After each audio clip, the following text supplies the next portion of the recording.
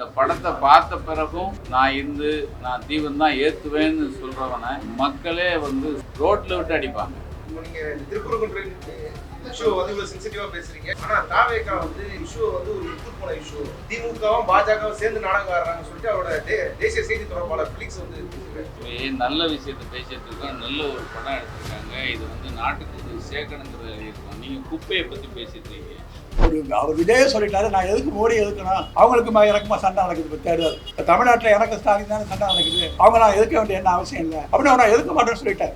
அவர் படத்தை ஜனநாயக படத்துக்கு தடை பண்ணாலும் சரி, அல்லது வந்து சிபிஐ கூப்பிட்டு அந்த கரூர் விசாரத்துக்கு என்கொயரி போட்டாலும் சரி, பாதிக்கப்பட்டதுக்கே வாய் திறக்க மாட்டேங்கிறாரு, பயந்துட்டு தான் போய் கிடக்கிறாரு. முதல்ல தாவேகா ஒரு அரசியல் கட்சியாக வளர்ந்து மக்கள் பிரச்சனையை தெரிஞ்சுக்கணும். தெரிஞ்ச பிறகு அதை பேசினா நல்லா இருக்கும். எழுதி கொடுத்த வசனங்களை பேசுவதனால் பிரச்சனை வந்து தீராது. தாவேகா மதுரையில் இருக்கிறாங்க. யாராவது திருப்பரங்குன்றம் மக்களிடம் இந்த பிரச்சனை பத்தி கேட்டாங்களா? வரலாற்று விவரம் தெரியுமா? தொல்லியல் விவரங்கள் தெரியுமா? எதுவுமே தெரியாம ஒரு கருத்து சொல்றது அப்படின்றத அந்த கருத்தை இப்படி எடுத்துக்கிற முடியாது. அது பொருட்படுத்த வேண்டிய தேவையில்லாத ஒரு விஷயம் தான். முதல்ல ஒரு விஷயத்தை ஸ்டடி பண்ணி கருத்து சொல்லுங்க. என்ன சொல்றாங்க, சட்டமன்ற தேர்தல் தானே, இதுலயே வந்து டெல்லி தேர்தல் நடக்குது, இல்ல முதல்வருக்கு டெல்லியில நிக்க போறாரா? அது தமிழ்நாடு சட்டமன்றம் வந்து ஏதோ தனிநாடு இருக்கு. இந்தியாவுக்கும் தமிழ்நாடு சட்டமன்றத்துக்கு இல்ல, தமிழ்நாடு வந்து ஒரு தனிநாடாகி தமிழ்நாட்டுக்குள்ள ஒரு சட்டமன்ற தேர்தல் நடக்குது அப்படிங்கிற மாதிரி அவர் பேசிட்டு இருக்கிறார். தமிழ்நாட்டில் இன்னைக்கு பிரச்சனைகளே வந்து டெல்லி கொடுக்குற பிரச்சனை தான். நீங்க டெல்லியில இருந்து தமிழ்நாடு எப்படி பிரிச்சு பார்க்க முடியும்? உங்களுக்கான அரசியல் தெளிவு இல்லை, அரசியல் அறிவே இல்லை. உங்களுக்கு எவனோ எழுதி கொடுக்கறத படிச்சு போறதுக்கு என்ன தெரியும் உங்களுக்கு? விஜய்க்கு இதெல்லாம் விஜய் என்ன நடக்குதுன்னு எனக்கு தெரியல நினைக்கிறேன். அவர் புரியுதா புரியலையாங்கிறதுக்கு ஒரு மூளை வேணும் இல்லை. எனக்கு அதுலேயே சில சந்தேகம்லாம்.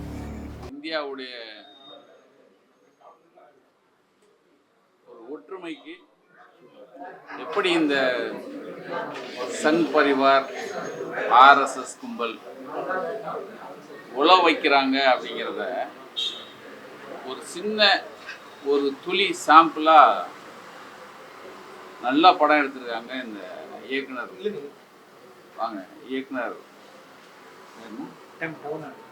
தவம் தமிழ்தாஸ்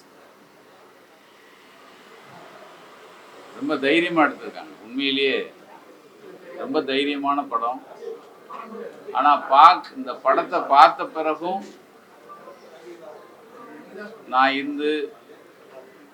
நான் தீவன் தான் ஏற்றுவேன்னு சொல்கிறவனை நீங்கள் மக்களே வந்து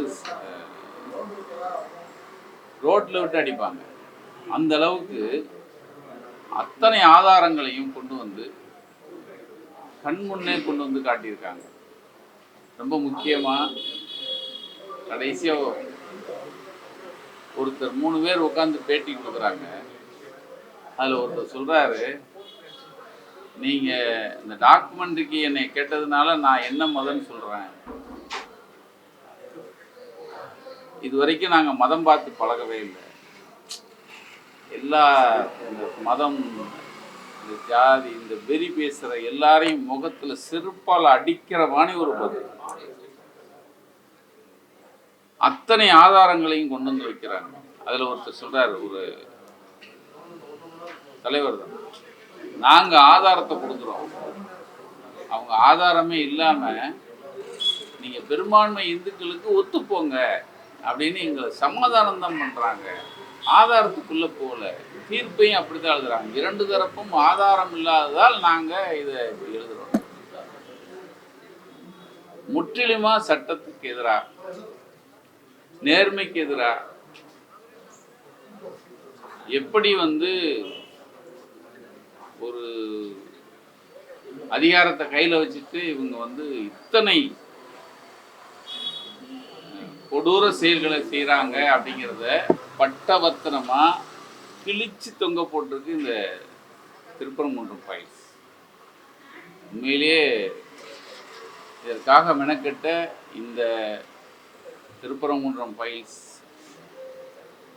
இந்த படக்குழு, அவர்களுக்கு உறுதுணையாக இருந்தவங்க அத்தனை பேருக்குமே ஒரு ராயல் சல்யூட். ரொம்ப இந்த நேரம் அது தவிர்க்க முடியாமல் இது எல்லோருமே பார்க்க வேண்டிய ஒரு டாக்குமெண்ட். என்ன நடக்குது திருப்பரங்குன்றத்தில்? ஒரு மோசமான அது பேரை சொல்லக்கூடாது. ஆமாம், நாங்கள் வந்து அயோத்தி மாதிரி ஆக்குவோன்னு ஒருத்தன் வெறி கொண்டு சொல்கிறோம்.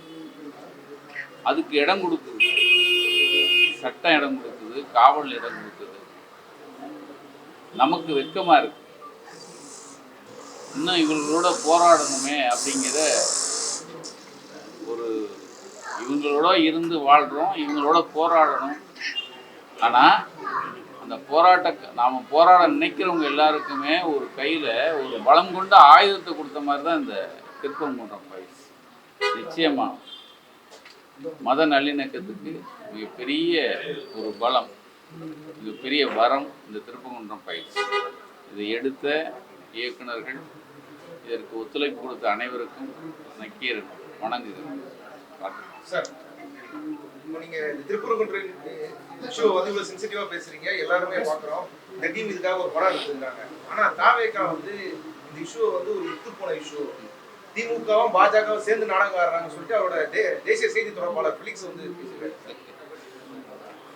நல்ல விஷயத்தை பேசிட்டு இருக்கோம். நல்ல ஒரு படம் எடுத்திருக்காங்க. இது வந்து நாட்டுக்கு சேர்க்கணுங்கிறத எழுதியிருக்கோம். நீங்கள் குப்பையை பற்றி பேசிட்டு இருக்கீங்க, வேணாம். நன்றி. திருப்பரங்குன்றம் ஃபைல்ஸ் இது வந்து ஒரு ஆவணப்படம் என்கின்ற அளவில் வந்து இது சுருக்கி விட முடியாது.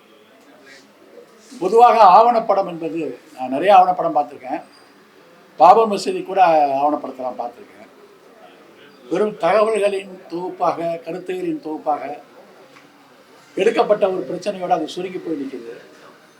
இந்த ஆவணப்படம் வரலாறுகளை, கருத்துக்களை, போலி வாதங்களை உடைத்து எறிவதோடு மக்களிடையே ஒரு உணர்வுகளை இது கடத்துது. சொல்லப்போனால் அது வந்து ஒரு டாக்குமெண்ட்ரி அப்படிங்கிறத தாண்டி ஒரு கலை இலக்கிய படைப்பு அப்படிங்கிற ஒரு பட தயாரிப்பில் பார்த்தீங்கன்னா அதை சொல்லலாம். ஒன்று. இரண்டாவது விஷயம் வந்து இந்த திருப்பரங்குன்றம் என்ற ஒரு பிரச்சனையோடு இது முடிஞ்சிடாமல் தமிழ்நாடு முழுவதும் இந்த மத நல்லிணக்கங்கிறது எப்படி ஒரு உயிர் துடிப்போடு இருக்குது அப்படிங்கிறது வந்து சான்று ஆதாரங்களோட சம்பந்தப்பட்ட மனிதர்களை பேச வைத்து இந்த படத்தை வந்து எடுத்திருக்கிறதுங்கிறது ஒரு மிகப்பெரிய ஒரு சிறப்பு. தமிழ்நாட்டில் வந்து இப்படி ஒரு மத கலவரத்தை உருவாக்கக்கூடிய ஒரு சக்திகளுக்கு தமிழ்நாடு அப்படிப்பட்ட ஒரு மண் அல்ல. இங்கே வேறு விதமான ஒரு உணர்வு தான் இங்கே உயிரோட்டமாக இருந்து கொண்டிருக்கிறது என்பதை அந்தந்த ஊருக்கு நேராக சென்று அவர்களை பேச வைத்து அதன் மூலம் இருந்து சொல்லுவது என்பது ஒரு மிகச்சிறந்த ஒரு பெரிய முயற்சி. தமிழ்நாட்டில் வந்து இப்படி ஒரு கலவரத்தை உருவாக்கணும்னு நினைக்கிறவங்களுக்கெல்லாம் இது வந்து ஒரு சரியான கவுண்டராக இந்த படம் வந்து ஒரு சக்தியாக, ஒரு பவர்ஃபுல்லாக இந்த படம் வந்திருக்கு. இந்த படத்தை வந்து எடிட் பண்ணியிருக்கிற முறை வந்து மிக மிக அற்புதமான ஒரு எடிட் பண்ணியிருக்காங்க. அந்த செட்டிங், கருத்து சொல்கிறவங்க விஷயங்கள்லாம் பார்த்தீங்கன்னா அந்த கருத்தை வந்து ஒவ்வொருத்தவங்களுடைய கருத்துலேயும் வந்து ஷார்ப்பாக என்னென்ன விஷயம் சொல்லப்பட்டிருக்கோ அந்த விஷயத்தை மட்டும் ரொம்ப சரியாக எடிட் பண்ணி மக்களுக்கு வந்து மிக நல்ல அளவுக்கு போய் சேர்கின்ற அளவுக்கு ஒரு பெஸ்ட் எடிட்டிங் இதில் வந்து நடந்திருக்கு. இந்த படம் வந்து தமிழ்நாடு முழுவதும் மக்கள்கிட்ட போய் காட்டி தமிழ்நாட்டில் மதவெறி சக்திகளுடைய இந்த பல்வேறு முயற்சிகளை முறியடிப்பதற்கு இது வந்து ஒரு ஆயுதமாக நம்ம பயன்படுத்த வேணும் அப்படின்னு நாங்கள் பார்க்குறோம். படம் துவங்கினிலேருந்து முடியறவில்லையும் யாருமே வந்து எழுந்திரிச்ச போக்கில் ஒரு உணர்வு தளத்தில் வந்து அப்படியே இறுக்கி பிடிச்சிருந்த ஒரு படமாக இருக்குது. ஏன்னா இது நியாயத்தை பேசுது, மனிதத்தை பேசுது, மனித நேயத்தை பேசுது. இந்த நீதிமன்றங்கள் எவ்வளோ ஒரு மோசடியான தீர்ப்பில் வந்திருக்கு அப்படிங்கிறது வந்து ரொம்ப பிரமாதமாக எக்ஸ்போஸ் பண்ணியிருக்காங்க. ஒரு போலியான ஒரு படத்தை காட்டி உருவாக்கி அந்த படத்தை வச்சு ஒரு தீர்ப்பு வழங்குறாரு நீதிபதி அப்படிங்கிறதும். இன்னொரு விஷயம் என்னன்னு சொன்னால், அரசாங்கத்தில் இருக்கிற அதிகார வர்க்கம் அப்படிங்கிறது வந்து எப்படி வந்து ஒரு மத உணர்வோடு செயல்பட்டு கொண்டிருக்கிற விஷயங்கள் நம்பளமாகுது. முதலாக வந்து காவல்துறை ஏன் இப்படி ஒரு தடையை போடணும், அப்போ அவங்களே வந்து ஒரு மத உணர்வோடு செயல்பட்டுருக்கிறாங்க அப்படிங்கிற விஷயம் சொல்லப்படுது. அப்புறம் வந்து பெரும்பான்மை மக்களுடைய உணர்வு தான் ஏற்றுக்கிட்டு போங்களேன் அப்படிங்கிற அந்த ஒரு RSS அஜெண்டாவை வந்து நடுநிலை பேச வந்து அதிகாரிகள்லாம் பேசுறது அப்படிங்கிற ஒரு விஷயம்லாம் வந்து அரசாங்க நிர்வாகத்தில் வந்து அதிகார நிர்வாகத்தில் எப்படி அந்த மதவாத சக்திகள்லாம் தமிழ்நாட்டில் இப்போ ஊடுருவி இருக்குது அப்படிங்கிற விஷயத்தை வந்து இந்த படத்தில் நம்ம புரிஞ்சிக்க வேண்டியிருக்கு. இதையும் தாண்டி தமிழ்நாட்டில் இன்றைக்கி அந்த 144 போடப்பட்ட தடை, அந்த 144 தடை நீதிமன்றத்தினுடைய உத்தரவுக்கு எதிராக போடப்பட்ட ஒரு தடை. நீதிமன்றம் அனுமதித்தது, நீதிமன்ற தீர்ப்பை நான் மதிக்க மாட்டேன் என்று தமிழ்நாடு அரசு 144 ஒரு தடையை போட்டு நீதிமன்ற தீர்ப்பை எதிர்த்து அங்கே செயல்பட்ட காரணத்தினால்தான் நூற்றுக்கணக்கான உயிர்கள் இன்றைக்கு பாதுகாக்கப்பட்டிருக்கிறது. அதற்கு பிறகு நீதிமன்றத்தில் மன்னிப்பு கேட்க வேண்டும் என்று சொன்னார்கள். தாராளமாக சென்று தமிழ்நாடுடைய மாவட்ட ஆட்சித்தலைவர் மன்னிப்பு கேட்டிருக்கிறார். அந்த மன்னிப்பு தமிழ்நாட்டில் ஒரு மத கலவரம் ஏற்படக்கூடாது என்பதற்காக கேட்பட்ட, மக்களுக்காக கேட்பட்ட ஒரு மன்னிப்பு என்பதை நாம் இந்த இடத்திலே சுட்டிக்காட்ட வேண்டும். தமிழ்நாட்டில் இந்த மதவெறி சக்திகளுக்கு இடமில்லை. காலூன்ற தொடங்குகிற மதவென்ற சக்திகளுக்கு மக்களிடத்தில் விழிப்புணர்வை ஊட்டுவதற்கு இந்த படம் மிகச்சிறந்த ஒரு ஆவணப்படம். இந்த படத்தை தயாரித்தவர்களை மிக மிக நாம் பாராட்ட வேண்டும். அது ஒரு யூடியூபை சேர்ந்த இந்த 2 பேர் தங்களுடைய ஒரு சொந்த முயற்சியால் இந்த படத்தை மிகப்பெரிய அளவிற்கு செய்து தமிழ்நாட்டிற்கு மத நல்லிணக்கத்திற்கு ஒரு மிகப்பெரிய கொடையை அவர்கள் வழங்கியிருக்கிறார்கள். அவர்களுக்கு தமிழ்தாசன் தவம் இருவரும் செய்திருக்கிற இந்த பணி என்பது தமிழ்நாட்டிற்கு இன்றைக்கு செய்திருக்கிற சமய நல்லிணக்கத்திற்கு மதச்சார்பிற்கு செய்திருக்கின்ற ஒரு மகத்தான கிஃப்ட் என்று நான் சொல்லிக் கொள்கிறேன். சார், இப்போ மார்ச் 1ஆம் தேதி மோடி அவர்கள் வந்து அதே திருப்பரங்குன்றம் பிரச்சனையை உருவாக்குறாங்க, உருவாக்க தான் வராது. ஏன்னா இது வந்து அதுக்கு முன்னாடி இந்த படம் போய் சேரணும். மோடி வரத்தோடு இந்த படம் போய் சேரணும். ஏன்னா திரும்ப ஒரு நாட்டினுடைய பிரதமராக இருக்கிறாரு. அவர் எந்த ஒரு பிரச்சனை இந்த நாட்டில் இங்கே இருக்கோ அந்த கலவரத்தை உருவாக்குவதற்கு தேர்தலை வச்சு அங்கே போய் அந்த கோயிலை தேர்தல் வைக்கிறான்னு சொன்னால் இந்த மதவெறி சக்திகளுக்கு நான் பச்சை கொடி காட்டுறேன் தான் அர்த்தம். எடப்பாடி இப்போ எடப்பாடி மட்டும் இல்லாமல் இந்த கலவரம் நடந்தப்பயே எடப்பாடி வந்து நியாயத்தை பேசல, தீர்ப்பை நீங்கள் மதிக்கணும் அப்படிங்கிற கருத்தை அவர் சொன்னார். கிட்டத்தட்ட RSS அஜெண்டாவுக்குள்ள தான் எடப்பாடி வந்து நிற்கிறாரு. எடப்பாடி வந்து இந்த பிரச்சனை நடக்கிறப்பயே எடப்பாடியுடைய கருத்துக்கள் பூராவே இந்த மதவாத சக்திகளுக்கு ஆதரவாக தான் இருந்திருக்கு. அதை அவர் திரும்ப உறுதிப்படுத்துறாரு. இப்போ எடப்பாடி இதை உறுதிப்படுத்துறாரு.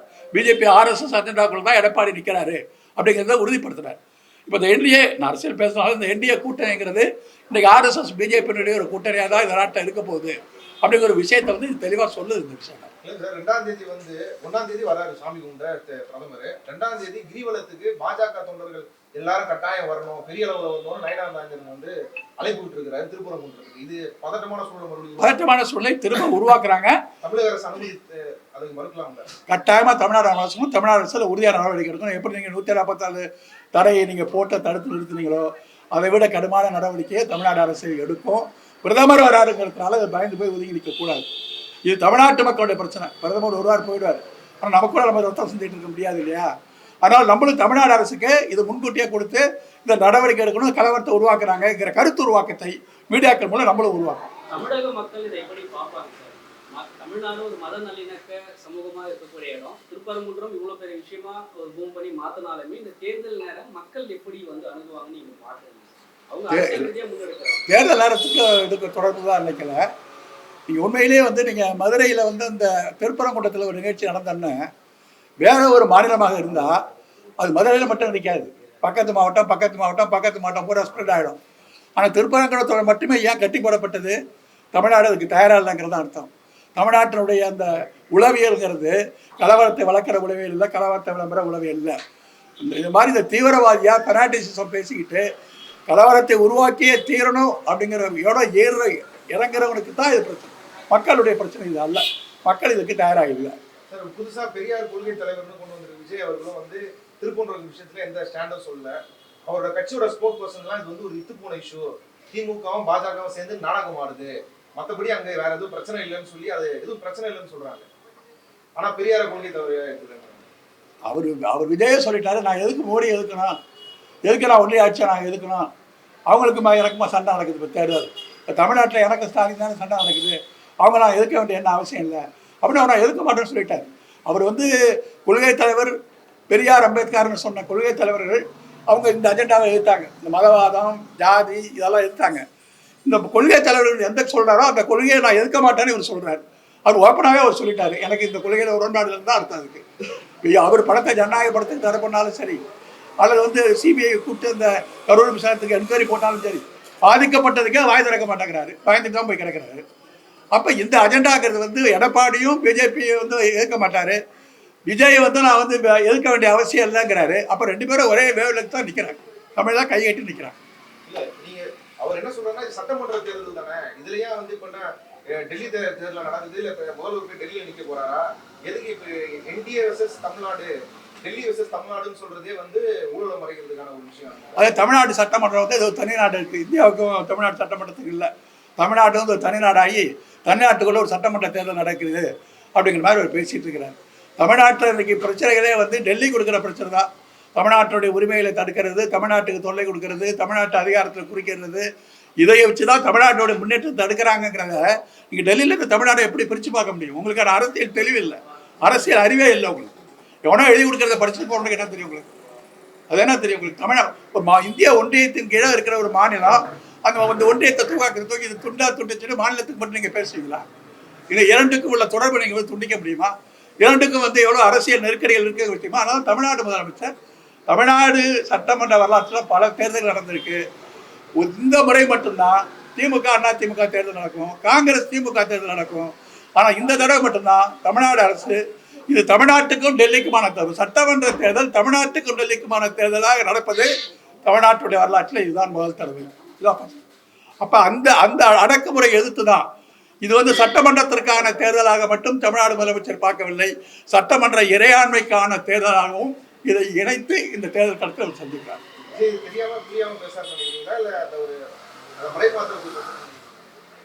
எனக்கு விஜய்க்கு இதெல்லாம் விஜய் என்ன நடக்குதுன்னு எனக்கு தெரியல நினைக்கிறேன். அவர் புரியலையாங்கிறதுக்கு ஒரு மூளை வேணும் இல்லை, எனக்கு அதிலே சில சந்தேகங்கள்லாம். திருப்பரங்குன்றம் குறித்தான முழுமையான தகவல்களோடு, வரலாற்று தகவல்களோடு, பண்பாட்டு தகவல்களோடு, மக்களினுடைய சாட்சியங்களோடு இந்த ஆவணப்படம் உருவாகி இருக்கிறது. பல்வேறு பொய்கள் நீதிமன்றத்திலே இந்துத்துவ அமைப்புகளால் சொல்லப்பட்டு கொண்டிருக்கின்றன. மதுரையில் இருக்கக்கூடிய சென்னை உயர்நீதிமன்றத்தினுடைய கிளையினுடைய நீதி அரசர் இந்த வழக்கு குறித்து விசாரித்தவர் மக்களினுடைய நம்பிக்கையையும் இந்த நிலத்திலே இதனால் வரை இருக்கக்கூடிய அமைதியையும் கணக்கில் எடுத்துக்கொள்ளாமல் தன்னுடைய விருப்பத்திற்கான வகையிலே கலவரத்தை ஏற்படுத்தக்கூடிய நபர்களுக்கு சாதகமாக தீர்ப்பு கொடுத்திருக்கார் என்கின்ற அந்த பகிரங்கமான குற்றச்சாட்டு எவ்வளவு தூரம் உண்மையானது என்பதை இந்த ஆவணப்படம் எடுத்து சொல்லியிருக்கு. நீதிபதி எவ்வளவு பொய்யாக ஒரு தரப்பாக இயங்குகிறார் என்று பலர் குற்றம் சாட்டுகிறார்களோ அந்த குற்றச்சாட்டு முழுமையான உண்மை என்று இந்த ஆவணப்படம் அனைத்தையும் அம்பலப்படுத்துகிறது. அந்த வகையில வந்து இது ஒரு முக்கியமான ஆவணப்படம். ஆக நீதிமன்றத்தில் கிடைக்கிறது எல்லாமே வந்து தீர்ப்பாக வேண்டுமானால் இருக்கலாமே ஒழிய அது நீதியாக இருக்க வேண்டும் என்ற அவசியம் இல்லை. அப்ப தீர்ப்பு கொடுக்கக்கூடியவருக்கென்று சார்பு இருக்கிறதா இல்லையா என்கின்ற கேள்வியை இந்த ஆவணப்படம் பல்வேறு தரவுகளோடு விளக்கி சொல்லுகிறது. மிக முக்கியமான ஆவணப்படம்.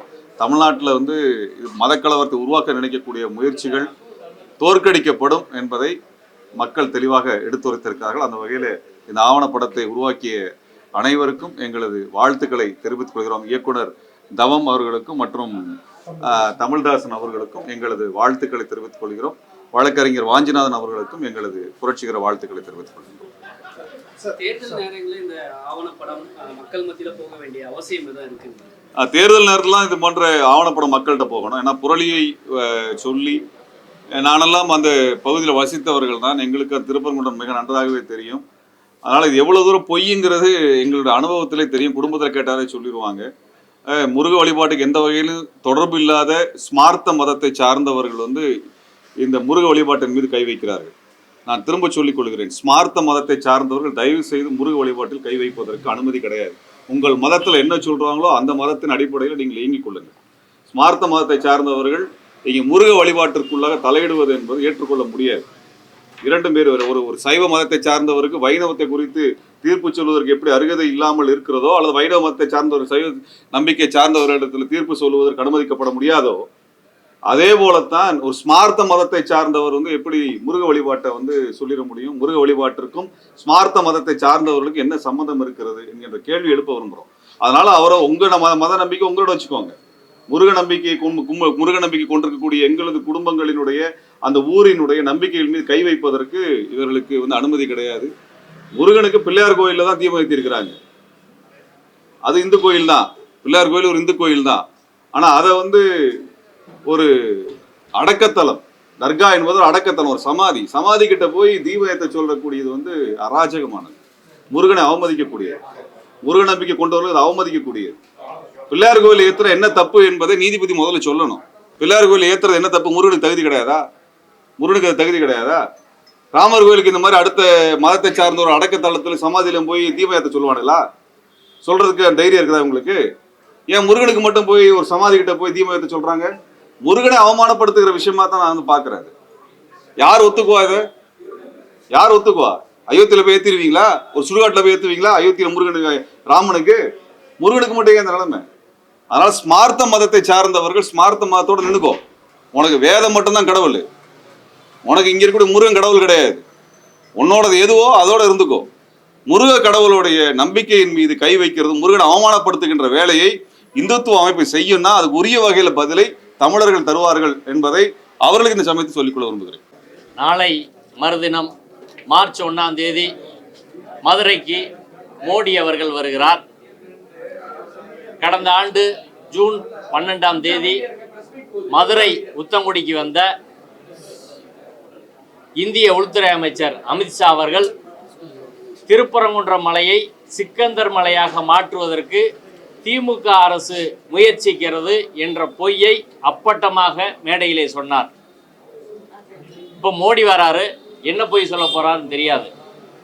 சங் பரிவார் சொல்கிற அத்தனை பொய்களையும் உடைக்கும் விதமாகத்தான் திருப்பரங்குன்றம் ஃபைல்ஸ் என்ற இந்த ஆவணப்படம் இன்றைய தினம் சென்னையிலே வெளியிடப்பட்டிருக்கிறது. இந்த ஓராண்டாக திருப்பரங்குன்றம் என்ன பாடுபட்டது அப்படின்றது நம்ம எல்லாருக்கும் தெரியும். திருப்பரங்குன்றம் மலையை நிறைய பேர் தமிழகத்தில் பார்த்துருக்க மாட்டார்கள். அப்படிப்பட்டவர்களுக்கெல்லாம் திருப்பரங்குன்றத்தில் உண்மையாக என்ன நடந்துச்சு, நீதிமன்றத்தில் என்ன நடந்துச்சு, ஆதாரம் என்ன, தீர்ப்பு எப்படி தவறாக சொல்லப்பட்டு இருக்கிறது, திருப்பரங்குன்ற மக்களின் மனநிலை என்ன, இப்படி எல்லா விஷயத்தையும் தொகுத்து தமிழ் சமூகத்தின் ஒரு நீண்ட கால மரபை, வள்ளுவர் சொன்னதை, வள்ளலார் சொன்னதை எல்லாத்தையும் தொகுத்து நம் கண்ணு முன்னாடி வந்து ஒரு ஆவணப்படமாக தவம் அவர்களும் தமிழ்தாசன் அவர்களும் நிறுத்தி இருக்கிறார்கள். இது இந்த படத்தில் சொல்லப்பட்டிருக்கும் செய்தி 2000 ஆண்டுகளாக தமிழ்நாட்டின் மரபு. இரண்டாவதாக அரசியல் சட்டத்தில் சொல்லப்பட்டிருக்கிற அடிப்படை கூறான சகோதரத்துவம், ஃபெட்டர்னிட்டி அப்படின்றத இந்த படத்தில் சொல்றாங்க. நீங்க சுதந்திரமும் சமத்துவமும் சகோதரத்துவம் இல்லாமல் ஒருபோதும் எங்கேயும் இருக்காது. இது எல்லாவற்றுக்கும் அடிப்படை என்பது சகோதரத்துவம் தான். இப்போ ஒரு சகோதரத்துவம் என்ற அரசியல் சட்ட கோட்பாடை மக்களின் மொழியிலே இந்த ஆவணப்படம் பேசி இருக்கிறது. எனவே தமிழ்நாடு அரசு அரசியல் சட்ட கடமை என்ற அடிப்படையில் இந்த படத்தை அனைத்து கல்லூரிகள், அனைத்து பள்ளிகள், அனைத்து மக்களிடம் கொண்டு செல்ல வேண்டும். எல்லா தமிழ் மக்களும் இதை பார்க்க வேண்டும். குறிப்பாக சங் பரிவார் அமைப்பை சேர்ந்தவர்கள் இதை பார்க்க வேண்டும். நீங்களும் விமர்சிக்க வேண்டும். பொது விவாதத்துக்கு நாங்கள் தயாராக இருக்கிறோம். இந்த படத்தில் சொன்ன விஷயங்களை ஹச்ராஜா பார்த்துட்டு பேசட்டும், அண்ணாமலை பார்த்துட்டு பேசட்டும். எந்த பாஜக காரர்களும், ராம சீனிவாசன் மதுரையில் இருக்கிறாரு, தமிழிசை சவுந்தரராஜன் இருக்கிறார், யார் வேணாலும் இந்த ஆவணப்படத்தை பாருங்க. நீங்க பொது விவாதத்தை கூப்பிடுங்க. அதுல சொல்லியிருக்க விஷயம் சரியா தவறா என்று விவாதிப்பதற்கு நாங்கள் திறந்த மனதோடு தயாராக இருக்கிறோம். இந்த படத்தை அனைவரும் பார்க்க வேண்டும் என்று கூறுகிறோம். திருப்பரங்குன்றத்துக்கு மார்ச் 1ஆம் தேதி பிரதமர் அவர்கள் வந்து வெளிப்பட வராரு. அது மட்டும் இருந்தா பரவாயில்ல, அதுக்கு முன்னாடி ஒரு ஊர்வலம் வரணும் அப்படின்றதுக்காக பெர்மிஷன் கேட்கப்பட்டிருக்கு. அது முடிஞ்சு 2ஆம் தேதி வந்து மலையை சுத்தி கிரிவலம் வரணும். அதுக்கு வந்து பாஜகவோட எல்லா தொண்டர்களும் பெரு அளவுல வந்து கலந்துக்கணும். நயனார் நாயகன் வந்து அழைப்பு விட்டுருக்காரு. இது மறுபடியும் ஒரு பதற்றமான சூழலை தான் உருவாக்குது. எப்படி பாக்குறீங்க? இல்ல, 2 விஷயம். ஒன்று வந்து திருப்பரங்குன்றம் வழக்கு உச்ச நீதிமன்றத்தில் நிலுவையில் இருக்கிறது. நீதித்துறையில் நிலுவையில் இருக்கும் ஒரு வழக்கில் ஒரு சார்பு வழக்கு தொடுத்தவர்கள் சார்பில் இந்திய பிரதமர் அவர்களோடு இணைந்து ஒரு கோயிலுக்கு போனார், திருப்பரங்குன்றம் போனார்னா இது நீதித்துறையில் என்ன வகையான விளைவை ஏற்படுத்தும் அப்படின்றது நம்ம எல்லாருக்கும் தெரிஞ்சதுதான். அப்போ நீதித்துறையை மறைமுகமாக தனது பதவியை பயன்படுத்தி இன்ஃப்ளூயன்ஸ் பண்ணுறதுக்காக பிஜேபி இதை செய்கிறதோ அப்படின்ற சந்தேகம் வருமா வராதா? ஒரு பிரதமராக இருக்கிறது இது தெரியாதா? இப்போ பிரதமர் அதை தவிர்க்கணுமா இல்லையா? இப்போ அடிப்படையில் நீதிமன்றத்தில் வழக்கு நிலுவையில் இருக்கிறது. பாராளுமன்றத்தில் சட்டசபையில் பேசுகிற போது நீதித்துறையில் நிலுவையில் இருந்தால் அதை பேசாதுன்னு கூட சொல்கிறாங்க. ஒரு இன்ஃப்ளூயன்ஸ் ஆகும், வேணாம் அப்படின்னு. ஆனால் உயர்நீதிமன்றத்தில் திருப்பரங்குன்றம் தொடர்பான வழக்குகள் நிலுவையில் இருக்குது, உச்சநீதிமன்றத்தில் நிலுவையில் இருக்கிறது. இப்படி வழக்குகள் நிலுவையில் இருக்கிற சூழ்நிலையில் அந்த பிரச்சனைக்குரிய இடத்திற்கு இவர் செல்றது என்பது ஒரு பிரதமருக்கு அழகல்ல, அரசியல் சட்ட பதவிக்கு அழகல்ல. எனவே பிரதமர் அங்கு செல்வதை தவிர்க்க வேண்டும் என்பதுதான் நமது கோரிக்கை. இன்றைய தினம் மதுரை மதநலனிணக்க மக்கள் கூட்டம் சார்பில் மதுரை மாவட்ட ஆட்சியரிடம் பிரதமர் அப்படி வந்தால் அவர் அனுமதிக்க கூடாது என்று கோரி நாங்கள் மனு கொடுத்துருக்குறோம். ரெண்டாவது, இன்னைக்கு பத்திரிகையில் சில செய்திகள் வந்திருக்கு. பாஜகவை சேர்ந்தவர்கள் ஏடிஎம்கே சேர்ந்தவங்களே பத்திரிகையில் இன்னைக்கு பேசியிருக்கிறாங்க. என்ன செய்தின்னா, திருப்பரங்குன்றம் மலையை வைத்து அரசியல் செய்தால் அது கடுமையான பாதிப்பை வருபவர்களுக்கு உருவாக்கும் அப்படின்றது ஒரு நீண்ட கால மரபா இருக்குது. எனவே பிரதமர் இதில் அரசியல் செய்வதை தவிர்க்க வேண்டும் என்று நான் சொல்லலை, பிஜேபிக்காரங்க சொல்றாங்க. அதுக்கு என்ன உதாரணம் சொல்றாங்கன்னா, கச்சிராஜா அவர்கள் திருப்பரங்குன்றம் முருகனை வைத்து அரசியல் செய்தார், இன்னைக்கு அவருக்கு எப்படி இருக்குன்னு பாருங்க. அதுபோல இப்ப மோடி அவர்கள் இங்க வந்து இதை அரசியல் பண்ணிட்டு போனா அவருக்கு சிக்கல் வரும் அப்படின்னு அவங்க சொல்றாங்க. நம்ம இதெல்லாம் நம்புற ஆள் கிடையாது. ஆனால் ஆமா, அப்படி கடவுளை அவமதிச்சுதான், முருகனை அவமதிச்சதான் அது மாறும், அது அவருக்கு நல்லதல்ல அப்படின்றது கடவுள் நம்பிக்கை உள்ள அந்த ஊரை சேர்ந்த பாஜகன்னு அதிமுக காரங்க சொல்றாங்க. அப்ப திட்டமிட்டு மோடி அவர்களை மோடிக்கு இங்க திருப்பரங்குன்றத்துக்கு அழைத்து வந்து அவர் அடுத்து பழி கொடுக்கறதுக்காக ஆர்எஸ்எஸ் செய்யற வேலை திட்டமோ என்ற சந்தேகமும் இதுக்குள்ள இருக்கு. மோடிக்கு ஆர்எஸ்எஸ்க்கு ஒரு முரண்பாடு அப்படின்ற ஒரு செய்தியும் ஓடிக்கிட்டே இருக்குது. அவரை எப்படி பதவியிலேருந்து இறக்குதுன்னு தெரியாம அவங்க இருக்கிறாங்க. அதற்காக அவர்கள் திட்டமிட்டு கூட்டு வர்றாங்களோ அப்படின்ற சந்தேகம் அவர்கள் கட்சிக்காரர்களால் தான் எழுப்பப்படுது. இப்படியான பிரச்சனைகள் எல்லாம் இருக்கிற போது இதை அவர்கள் தவிர்த்து விடுவது அப்படின்றதான் சரின்னு நான் வந்து பார்க்குறேன். இந்த திருப்பரங்குன்ற இஷ்யூ இவ்வளோ சென்சிட்டிவா இருக்கும்போதுமே தாவேகோட நிலைப்பாடுகள் வந்து குறிப்பா அவங்களோட தலைமை செய்தி தொடர்பாளர் வந்து சொல்றாரு, அது ஒரு இத்து போன இஷ்யூ, அது ஒண்ணுமே இல்லை, லோக்கல் முஸ்லிமுக்கும் இந்துக்கும் என்ன பிரச்சனை, திமுகவும் பாஜகவும் சேர்ந்து நாடகம் ஆடுது, இதை மத்தவங்க வந்து ஊதி பெருக்கிறாங்க அப்படின்றத அவர் சொல்றாரு. விஜய் என்ன சொல்றாருன்னா, இறை நடக்கிறதுக்கு எண்ணெய் ஊற்றணும், தலைவர்கள் சும்மா இருந்தாலே பிரச்சனை வராம சொல்றாரு. அதாவது சினிமாக்காரர்கள் அவங்க அரசியலும் மக்கள் பிரச்சனையும் மேலேருந்து பார்த்து பேசுனாங்கன்னா அது இப்படி தான் இருக்கும். முதல்ல தாவேகா ஒரு அரசியல் கட்சியாக வளர்ந்து மக்கள் பிரச்சனையை தெரிஞ்சுக்கணும்.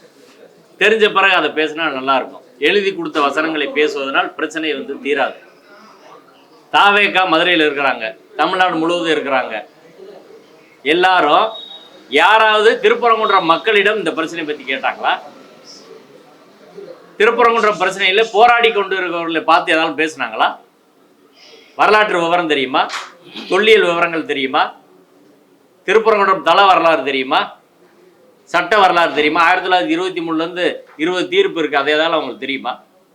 எதுவுமே தெரியாமல் ஒரு கருத்து சொல்கிறது அப்படின்றத அந்த கருத்தை எப்படி எடுத்துக்கிற முடியாது. அது பொருட்படுத்த வேண்டிய தேவையில்லாத ஒரு விஷயம் தான். முதல்ல ஒரு விஷயத்தை ஸ்டடி பண்ணி கருத்து சொல்லுங்கள், மக்கள்கிட்ட போய் கேளுங்க. மக்கள்கிட்ட இந்த ஆவணப்படத்தை விஜய் அவர்கள் பார்க்கணும், பார்த்தா ஓரளவு அவருக்கு புரியுன்னு நினைக்கிறோம். இப்போ சினிமாக்காரர்கள் மக்கள் பிரச்சனையை பேச ஆரம்பித்தா அது அந்த அளவுக்கு தான் இருக்கும். அரசியல் படித்த பிறகு மக்கள் பிரச்சனையை தெரிஞ்ச பிறகு அவங்க பேசுனாங்கன்னா பொருத்தப்படும். மோடி வந்த பிறகுனாச்சு இங்கே தீமை ஏற்றப்படாதான்னு நாங்கள் யோசிக்கிறோம் அப்படின்னு ஒரு ஸ்டேட்மெண்ட்டும் சொல்றாரு. இன்னொரு இடத்துல வந்து 2ஆம் தேதி கிரிவலத்துக்கு எல்லாரையும் அழைக்கிறது இருக்குதுல்ல, பிரதமர் போயிடுறாரு, மறுபடியும் இங்கே பாஜக காரங்களாம் அழைக்கிறது இருக்குல்ல, இது என்ன பெரிய சமிக்கையா இருக்குது? நம்ம ஆரம்பத்துலேருந்து சொல்கிறோம், இது கார்த்திகை தீபம் பிரச்சனை அல்ல, கலவர தீபத்துக்கான பிரச்சனை. ரெண்டாவது, தேர்தல் அரசியலுக்காக திருப்பரங்குன்றம் பிரச்சனையை அவர்கள் கையில் எடுத்திருக்கிறார்கள் என்று நாங்கள் ஒரு வருஷமாக சொல்லிட்டு வரோம். இப்போ திருப்பரங்குன்றம் தொகுதியை பிஜேபி கேட்டு வாங்க போகுது. இப்போ இந்த முருகன் மாநாடு, முருக பக்தர்கள் மாநாடுன்னு ஒன்று இந்து முன்னணி போன ஜூன் 22ஆம் தேதி நடத்தினாங்க. அப்போதும் எங்கள் கூட்டமைப்பின் சார்பில் இது கடவுளை கட்சிக்கு இழுக்காதீங்க, மதத்தை அரசியலில் கலக்காதீர்கள் என்று பிரச்சாரம் பண்ணி நீதிமன்றத்திலையும் இடையிட்டு மனு தாக்கல் செய்து நீதிமன்றம், மதுரை உயர் நீதிமன்ற நீதிபதி புகழேந்தி அவர்கள் மதத்தை அரசியலில் கலக்கக்கூடாது, முருக பக்தர் மாநாட்டில் அரசியல் பேசக்கூடாதுன்னு சொல்லி நிபந்தனை போட்டார். அதை மீறி அவங்க அரசியல் பேசுனாங்க. அதில் போட்ட ஒரு முக்கியமான தீர்மானம், திமுகவை இந்துக்கள் தோற்கடிக்க வேண்டும், திமுகவை விரட்டணும் அப்படின்னு ஒரு தீர்மானம் போட்டாங்க. அப்போது நான் ஒரு புகார் மனு மதுரை அண்ணா நகர் காவல் நிலையத்தில் கொடுத்து அண்ணாமலை உள்ளிட்ட பல்வேறு நபர்கள் மீது முதல் தகவல் அறிக்கை பதிவு செய்து அது இன்னைக்கு வரை விசாரணை நிலுவையில் இருந்திருக்கு. அப்புறம் நாங்கள் இதை சொல்கிறோம், இது அரசியல் பிரச்சனை, இது சமயத்திற்காக, உண்மையிலேயே இவங்க மத நம்பிக்கையாக இவர் செய்யவில்லை, அரசியல் நோக்கத்திற்காகத்தான் இவர் செய்கிறார்கள் சொன்னது இன்னைக்கு 2ஆம் தேதி அவர்கள் நடத்த ஊர்வலம் கேட்குறாங்கல்ல, அந்த சூழ்நிலையில் இது தெளிவாக அம்பலமாயிருக்கிறது. இது எல்லாரும் புரிஞ்சுக்கிட்டு இருக்காங்க, நீதிமன்றத்தை தவிர அப்படின்னு தான் நான் பார்க்குறேன். இப்போ தேர்தல் அரசியலுக்கான ஒரு பிரச்சனையாக இந்த மத பிரச்சனையை மாற்றுவது என்பது தமிழகத்தில் இல்லாத ஒரு நடைமுறை. பாஜக அதை செய்கிறது, எல்லோரும் சேர்ந்து அதை எதிர்க்க வேண்டும். தமிழ்நாடு அரசு அதுக்கு அனுமதி தரக்கூடாது. அவங்கள எல்லாரும் பிடிச்சி உள்ளே போன ஆரம்பத்துலேருந்து நாங்கள் சொல்கிறோம், இதில் கச்சிராஜாலேருந்து பல பேரை பிடிச்சி குண்டாஸில் போட்டிங்கன்னா அந்த பிரச்சனை முடிஞ்சிடும்னு. ஒரு 25 பேரை குண்டாஸில் போடுங்க, பிரச்சனை முடிஞ்சிடும். திருப்பரங்குன்றம் தொடர்பான இந்த சிக்கல் எழுந்த காலம் தொட்டு அதை பற்றி ஒரு தொடர்ச்சியான அறிவூட்டலை அறக்கழகம் சார்பில் தோழர் தவமும் அவரோடு சேர்ந்திருக்கிற மற்ற தோழர்களும் செய்து வருகிறார்கள். கடைசியாக அந்த வழக்கில் என்ன நடந்திருக்கிறது, நீதிபதிகள் என்ன சொல்லியிருக்கிறார்கள், வழக்கறிஞர்களுடைய வாதுரை என்ன என்பதையெல்லாம் தொடர்ந்து அவர் சமூக ஊடகங்களில் பதிவு செய்து வருகிறார். தோழர் வாஞ்சிநாதன் அவர்கள் இந்த வழக்கு தொடர்பாக எடுத்திருக்கிற முயற்சிகள், அவ்வப்போது தருகிற விளக்கங்களையும் அதன் வழியாகத்தான் நாம் தெரிந்திருக்கிறோம். அப்படி துண்டு துண்டாக எடுக்கப்பட்ட அந்த செய்திகளை எல்லாம் ஒரு மாலை போல் கோர்த்து ஓர் ஆவணப்படமாக அவர்கள் நமக்கு தந்திருக்கிறார்கள்.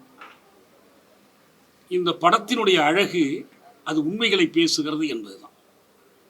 இந்த படம் குறித்து நாம் அதிகம் பேச வேண்டியதில்லை, ஏனென்றால் அது ஊமி படம் அல்ல, இது பேசும் படம், உறக்க பேசும் படம், ஓங்கி பேசும் படம், உண்மைகளை பேசும் படம், நல்லிணக்கத்தை, அமைதியை, மக்கள் ஒற்றுமையை பேசும் படம். இந்த படத்தில் பேசாமல் வருகிற ஒரே ஒரு கதை மாந்தர் உங்களுக்கு தெரியும், அந்த நீதிபதியுடைய உருவம்தான். அவர் நிறைய பேசியிருக்கிறார், அவர் பேச்சு எதுவும் வரவில்லை. இல்லைன்றால் அவர் பேசினாலே அவருக்கு நாகரிகமாக வந்து விடக்கூடிய சொற்கள் காட்டு மிராண்டி, முட்டாள், இதெல்லாம் தான் அவர் வழக்கமாக பயன்படுத்தக்கூடிய சொற்கள். அவ்வளவுதான். ஏன்னா ஆத்திரக்காரனுக்கு புத்தி மட்டு என்று சட்டத்திலேயே நீதியின் தீர்ப்பிலேயே ஒரு ரீசனபிள், ஜஸ்ட் அண்ட் ரீசனபிள் என்று சொல்வார்கள். அந்த ரீசனபிலிட்டி மேலே அவருக்கு அவ்வளோ கோபம். பகுத்தறிவு என்றால் அவருக்கு அவ்வளோ கோபம் வருகிறது. இதே பகுத்தறிவு பேசுகிறவர்களெல்லாம் காட்டு மிராண்டிகள், முட்டாள்கள் என்று அவர் பட்டம் கொடுக்கிறார். அவர் இதில் பேசவில்லை. இன்னொரு முக்கியமான செய்தி, இந்த படத்தில் நிறைய கதை மாந்தர்கள் வந்திருக்கிறார்கள். சாதாரண மக்கள், பாமர மக்கள், சாந்தலிங்கம் போன்ற அறிஞர்கள், தொல்லியல் அறிஞர்கள், வாஞ்சிநாதனை போன்ற வழக்கறிஞர்கள், இன்னும் எதிர்தரப்புக்கு உரிய முக்கியத்துவம் தரப்பட்டிருக்கிறார். இந்து மக்கள் கட்சியைச் சேர்ந்த ஒருவர், இந்த சோலை கண்ணன் என்று நினைக்கிறேன், அவர்கள் தரப்பை அவ்வப்போது விளக்குகிற வாய்ப்பு முழுமையாக தரப்படுது. அவர் சொன்னதை இன்னொரு சொல்லலை, அவர் சொன்னதை அவர் குரலிலேயே நாம் கேட்கிற வாய்ப்பு கிடைத்திருக்கிறது. அதே போல ராம ரவிக்குமாருடைய பேச்சுக்கள், நம்முடைய பிரபலமான எச் கணேசனா, எச் ராஜாவினுடைய சாபங்கள் எல்லாமே அப்படியே இடம்பெறுது. அது நம்ம மறுதரப்புக்கு உரிய நீதி செய்திருக்கிறோம், அந்த மறுக்கலை, அவங்க உண்மையது. ஆனால் இந்த படக்காட்சிகளில் வராமல் இருக்கிற சில கதை மாந்தர்கள், அவங்க தான் இதுக்கு பின்னால் இருக்கிறவங்க, சூத்திரதாரிகள், அவர்களை நாம் மறந்து விடக்கூடாது. திருப்பரங்குன்றம் சிக்கல் நீதிமன்றத்தில் இருக்கிறது. ஏற்கனவே 2 நீதிபதிகள் அளித்த தீர்ப்பை மறுதளித்து ஒற்றை நீதிபதி ஒரு தீர்ப்பு வழங்குகிறார். அதை உடனே அவசரமாக தன் அதிகாரத்தை தாண்டி போய் செயல்படுத்த முற்படுகிறார். அதற்கு பிறகு அதே தீர்ப்பை இன்னும் 2 நீதிபதிகள் உறுதி செய்கிறார்கள். உச்ச நீதிமன்றத்திற்கு வழக்கு போகிறது. எல்லா தீர்ப்புகள், எல்லா சட்டங்களையும் காட்டிலும் பொது ஒழுங்கு என்பது இன்றியமையாது. அந்த பொது ஒழுங்கை பாதுகாப்பதில் தமிழக அரசு உறுதியாக நின்றது. அந்த உறுதியாக அது நின்றது, அதிகாரிகளும் உறுதியாக நின்றார்கள். இந்த பின்னணியில் நாக்பூரில் இருந்து RSS தலைவர் மோகன் பகவத் தமிழ்நாட்டுக்கு வருகிறார். அவருக்கு இந்த வழக்கு பற்றி யார் என்ன சொன்னார்கள், தெரிந்து கொண்டு வந்தாரா இல்லையா, எதுவும் நமக்கு தெரியாது. ஆனால் அவர் திருச்சிராப்பள்ளியிலே வந்து சொல்லுகிறார், இந்த திருப்பரங்குன்றம் தொடர்பாக இந்துக்கள் வெற்றி பெற்றாக வேண்டும். எந்த இந்துக்கள்? அங்கு இருக்கிற அந்த கோயிலினுடைய அறங்காவலர்களாக இருக்கிற இந்துக்கள் அல்ல, திருப்பரங்குன்றத்தில் வாழக்கூடிய முருக பக்தர்களான மக்கள் அல்ல. அவர் சொல்லக்கூடிய இந்துக்கள் என்பது இந்துத்துவ கட்சிகள், ராம ரவிக்குமார் போன்றவர்கள், RSS போன்றவர்கள், எச் ராஜா போன்றவர்கள், இவர்கள் வெற்றி பெற வேண்டும் என்று அவர் உறுதி எடுக்கிறார். அதற்கு பிறகு பாருங்கள், இந்திய தலைமை அமைச்சர் வருகிறார் தமிழ்நாட்டுக்கு. இங்க இருக்கிற அறுபடை வீடுகளில் எந்த வீட்டுக்கும் போகலை. வேறு எந்த கோயிலுக்கும் போகலை, சரியாக திருப்பரங்குன்றத்தை தேர்ந்தெடுக்கிறார். ஆகவே திருப்பரங்குன்றத்தில் அவர்கள் ஏற்ற விரும்பியது கார்த்திகை தீபத்தை அல்ல, கலகத்தீயை. கலகத்தீ தான் அது. இந்த கலகத்தீயை மூட்டி தமிழ்நாட்டில் ஒரு மதவாத அரசியலை, ஒரு போலரைசேஷன் பாலிடிக்ஸ், இந்து முஸ்லீம் என்ற மோதலை உண்டாக்கி இங்கு நடக்கிற அரசியலை ஆள வேண்டும் என்று அவர்கள் விரும்புகிறார்கள். இதுதான் வெளிப்படையான நோக்கம். திருப்பரங்குன்றத்தை அயோத்தி ஆக்குவது என்பதனுடைய உண்மையான பொருள் இதுதான். ஆனால் திருப்பரங்குன்றத்தை அயோத்தி ஆக்குவதற்கு அங்கே மக்கள் அனுமதித்து விட்டார்கள். அப்போது மாநில முதல்வராக இருந்தவர் கல்யாண் சிங், பாரதிய ஜனதா கட்சியைச் சேர்ந்தவர். வழியிலே தடுத்து நிறுத்தியது லல்லு யாதவ் தடுத்து நிறுத்தினார். அதையும் மீறி அவர்கள் நடத்தினார்கள். ஆனால் தமிழ்நாட்டிலே அவர்களுக்கு அப்படிப்பட்ட சூழல் இல்லை. எல்லாவற்றிலும் முக்கியமாக இங்கு இருக்கிற மக்கள் அதை அனுமதிக்க தயாராக இல்லை. இந்த பின்னணியில் நாம் பார்த்தோமானால் தமிழ் மக்களுக்கு திருப்பரங்குன்றம் பற்றிய உண்மைகளை சொல்லியாக வேண்டும். திருப்பரங்குன்றத்துக்கு முன்னதாக இதே போன்ற ஒரு சிக்கலை எழுப்பினார்கள். அதுதான் மைக்கேல்பட்டி, லாவண்யா பற்றிய சிக்கல். உங்களுக்கெல்லாம் மறந்திருக்க மாட்டீர்கள். அண்ணாமலை சொன்னார், கட்டாய மதமாற்றத்தினால் தான் அந்த தற்கொலை நிகழ்ந்தது என்று சொன்னார். அந்த ஊரில் நம்முடைய தோழர்கள் எல்லாம் பணியாற்றினார். அப்படி எதுவுமே இல்லை என்பதை நாம் வலுவாக சொன்னோம். அன்றைக்கு அவர்கள் வடநாட்டில் இருந்து பாஜக பெண் எம்பிக்கள் எல்லாம் வந்தார்கள் அதை நிறுவுவதற்கு. அந்த ஊரிலே எதுவும் செய்ய முடியாத போது பெண்ணினுடைய சொந்த ஊர் அரியலூருக்கெல்லாம் சென்றார்கள். இன்னைக்கு சிபிஐ விசாரித்து அந்த தற்கொலைக்கும் மதமாற்ற முயற்சிக்கும் எந்த தொடர்பும் இல்லை என்று தீர்ப்பு சொல்லிவிட்டது. நியாயமாக பார்த்தால் அண்ணாமலை இதற்காக தன்னை சவுக்கால் அடித்துக் கொள்ள வேண்டும். இதற்காக செருப்பை கழட்டி போட்டுவிட்டு நடக்க வேண்டும். அவருக்கு அப்படி எந்த மானரோஷமும் இல்லை. இதற்காக ஒப்புக்கு அவர் வருத்தம் தெரிவிக்க கூட இல்லை. அதற்காக பாஜகவோ மற்ற RSSகாரர்கள் யாரும் வருத்தப்படவில்லை. இப்போதும் அவர்கள் இந்த மைக்கேல்பட்டியில் சொன்னதுதான் என்ற நிலையிலே தான் இருக்கிறார்கள். மைக்கேல்பட்டிக்கு பிறகு இது திருப்பரங்குன்றம் வருகிறது. அவர் நீதிபதி தன்னுடைய தீர்ப்பிலே ஒரு இடத்திலே சொல்வார், குன்றத்தில் இட்ட விளக்கு என்று சொல்வார்கள். குடத்தில் இட்ட விளக்காக அல்ல, குன்றத்தில் இட்ட விளக்கு. எனவே குன்றத்தின் மேல் விளக்காக, குன்றத்தில் இட்ட விளக்காக நமக்கு தெரிய வந்திருக்கிற உண்மை என்னவென்றால், திருப்பரங்குன்றத்தை பயன்படுத்தி ஒரு கலவரத்தை மூட்டுவதற்கு பொய்மைகளை ஆதாரமாக கொண்டு அவர்கள் முயன்றிருக்கிறார்கள் என்ற அந்த உண்மையை குன்றத்திலிட்ட விளக்காக இந்த ஆவணப்படம் ஏற்றி வைத்திருக்கிறார். இந்த ஆவணப்படம் தான் உண்மையிலே குன்றத்தில் இடப்பட்ட விளக்கு. அது உண்மைகளை வெளிப்படுத்தி இருக்கிறது. ஆனால் இந்த உண்மைகள் நம்மில் சிலருக்கு தெரிந்தால் போதாது. ஊடகங்களுடைய கடமை, அறிவார்ந்த பெருமக்களுடைய கடமை இந்த உண்மைகளை இந்த ஆவணப்படத்தின் வழியாக தமிழ் மக்கள் அனைவருக்கும் கொண்டு சேர்க்க வேண்டும். எந்த வழியிலாவது கொண்டு சேர்க்க வேண்டும். இன்னும் சொல்ல போனால் இந்தியா முழுவதையும் ஒரு மதவாத இருள் விழுங்கிக் கொண்டிருக்கிற ஒரு நேரத்தில் ஏனைய தேசிய இனங்களுக்கு, பிற மாநில மக்களுக்கும் அறிவூட்டுகிற வலிமை இந்த ஆவணப்படத்திற்கு உண்டு. அதற்காக மொழிமாற்றம் செய்து எல்லோருக்கும் இதை கிடைக்க செய்ய வேண்டும். அவர்கள் எல்லோரும் இதை பார்த்தால் திருந்துகிறார்களா என்று பார்க்கலாம். ஆனால் தமிழ்நாட்டை பாதுகாக்கிற ஒரு கவசமாக இந்த ஆவணப்படம் கொண்டு வந்திருக்கிறார்கள். அதற்காக அந்த தோழர்களை பாராட்டுவோம். இந்த செய்திகளை பரவலாக கொண்டு செல்வோம். திருப்பரங்குன்றம் என்பது அவர்கள் எங்கே இந்த தீபம் ஏற்றுவது என்ற பெயரிலே ஒரு முயற்சி செய்தார்களோ, அந்த திருப்பரங்குன்றம் தமிழ்நாட்டில், இந்தியாவில் பாசிச இந்துத்துவத்திற்கு சமாதி கட்டுகிற இடமாக இருக்கும். திருப்பரங்குன்றத்திலே அது குடி தோண்டி புதைக்கப்படும் என்பதை இந்த ஆவணப்படம் உறுதி செய்திருக்கிறது. நன்றி தோழர்களே.